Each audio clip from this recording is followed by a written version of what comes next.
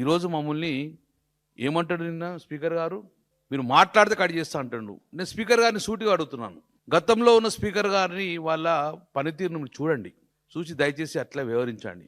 లేదా ఎజెండా పంపినట్టే మాకు కూడా అందరికి ఆన్సర్లు పంపండి. ఇదే మాట్లాడాలి, ఇది కరెక్ట్ ఎక్కువ మాట్లాడితే నిర్బంధం చేస్తాం, 1975లో చేసినట్టు ఎమర్జెన్సీ ప్రకటించమని చెప్పేసి అలానే మీరు మాకు ఏం మాట్లాడడం ఆన్సర్ పంపించండి, మీకు మాకే ఆన్సర్ పంపండి, అట్లే మాట్లాడతాం. మీకు అంతకనే ఏం చేస్తాం మేము? ఈరోజు ఈ దుస్థితికి తీసుకొచ్చిన మీరు, మేమైనా నామినేటెడ్ ఎమ్మెల్యేలా? మేము అందరం చట్టపరంగా ప్రజాస్వామ్యబద్ధంగా రాజ్యాంగపరంగా ప్రజలచే ఎన్నుకోబడిన ఎమ్మెల్యేలు మేము.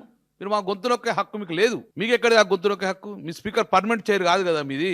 కాబట్టి స్పీకర్ గారు డెఫినెట్గా మీరు వ్యవహారశీలు మార్చుకోవాలి, మా గొంతు నొక్కే ప్రయత్నం మానుకోండి, మాకు స్వేచ్ఛనివ్వండి. ఉమ్మడి రాష్ట్రంలో మమ్మల్ని ఇంత నిర్బంధం చేయలేదు, ఉమ్మడి రాష్ట్రం మాకు గొంతు నొక్కలేదు. మేము కాలిపోయిన మోటార్లు, ప్రజా సమస్యలు కాలిపోయిన మోటార్లు తీసుకెళ్ళినాం, ఎండిన నారు తీసుకెళ్ళినాం, తెలంగాణ ఉద్యమంలో కూడా జరిగిన ప్లకార్డ్ తీసుకెళ్ళినాం.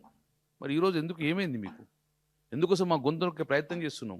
ఇవన్నిటి కూడా స్పీకర్ గారు మీ వ్యవహారశీలు మార్చుకొని అందరికి సమాన హక్కులు కల్పిస్తేనే ఆ పీఠంకు గౌరవం ఇస్తాం. మేము కూడా అదే గౌరవంగా మీతో ఉంటామని చెప్పి ఇప్పటి కూడా మేము అదే గౌరవం మీకు ఇచ్చినాము. ఆ గౌరవాన్ని మీరు కాపాడుకోవాలని చెప్పేసి మేము స్పీకర్ గారు చెప్పడం జరుగుతుంది.